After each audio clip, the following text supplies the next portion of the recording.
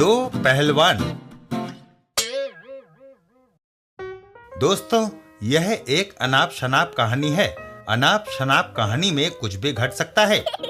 आप देखेंगे कि इस कहानी में अजीबोगरीब बातें होती चली जाती हैं। इसका आरंभ यूं होता है कि फारस में एक पहलवान था।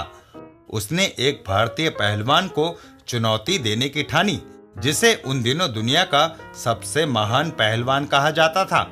रास्ते के लिए कुछ रसद की व्यवस्था कर लेना ठीक होगा, थोड़ा आटा साथ ले चलूं।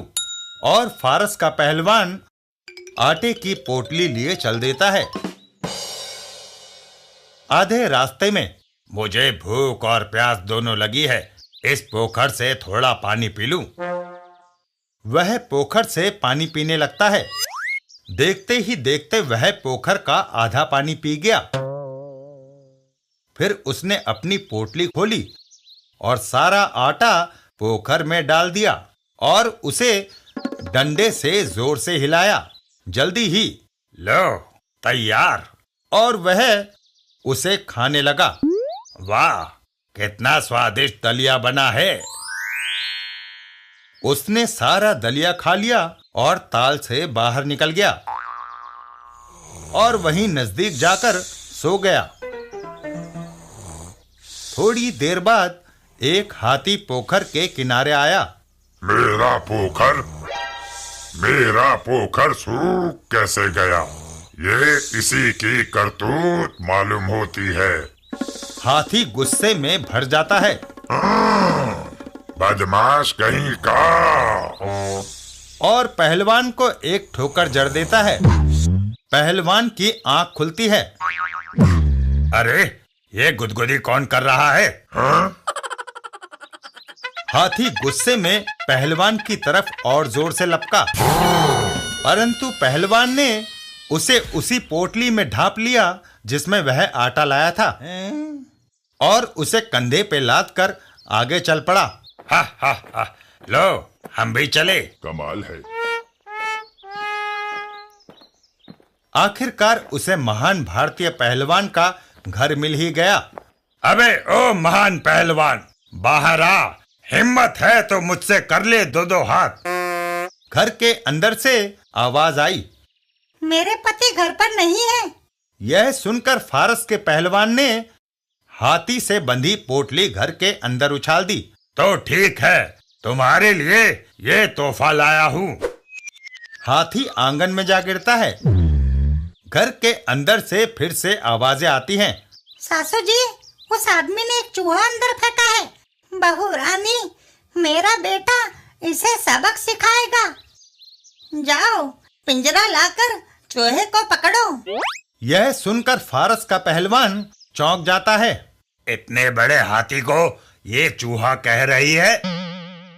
तब तो पहलवान भी पूरा रुस्तम होगा, पर उससे कुश्ती तो मैं जरूर करूंगा।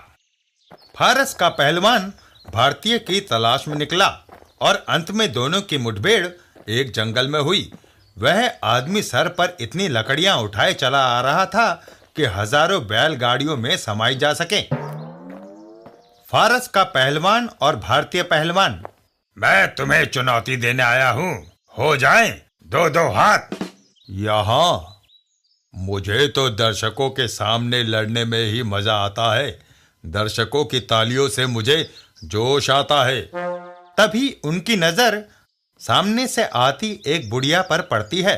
तो ये लो, एक बुढ़िया आ रही है, उसी को हम दर्शक मान लेते हैं। ठीक है। ओ माई, रुको और हमारी कुश्ती देखो।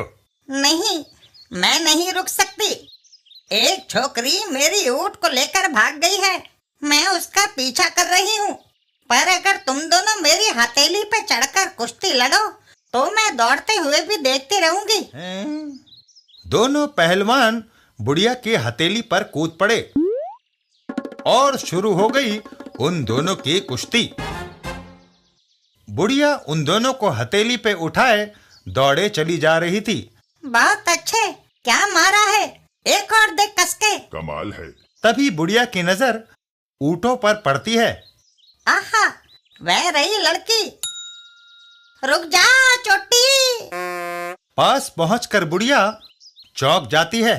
अरे कहाँ गायब हो गई? छुपी हुई लड़की सामने आकर बुढ़िया के ऊपर चादर डाल देती है मैं यहाँ हूँ। और पहलवानों और ऊँटों समेत उसकी गठरी बांध देती है। हमें बाहर निकालो। लड़की आगे चल देती है। हमें बाहर निकालो। कितनी गर्मी है, मुझे बड़ी तेज प्यास लगी है। तभी उस लड़की की नजर तरबूजों पर पड़ती है। वाह, तरबूज। उस लड़की ने 10-20 तरबूज खाए और फिर वह जमीन पर लेटी और उसे नींद आ गई। जब वह सो रही थी, नदी में बाढ़ आ गई और सब जगह पानी ही पानी हो गया। लड़की की गठरी पानी में बह गई और अंत में रेतीले किनारे पर जा लगी, जहां उसकी गांठ खुल गई। बुढ़िया अपने ऊँटों के साथ अपने घर को लौट गई। अब तक पहलवानों का कुश्ती करने का उत्साह ठंडा पड़ चुका था। दोनों अलग अलग दिशाओं में चले गए। मैं फिर किसी दिन लौटकर उसे चुनौती दूंगा।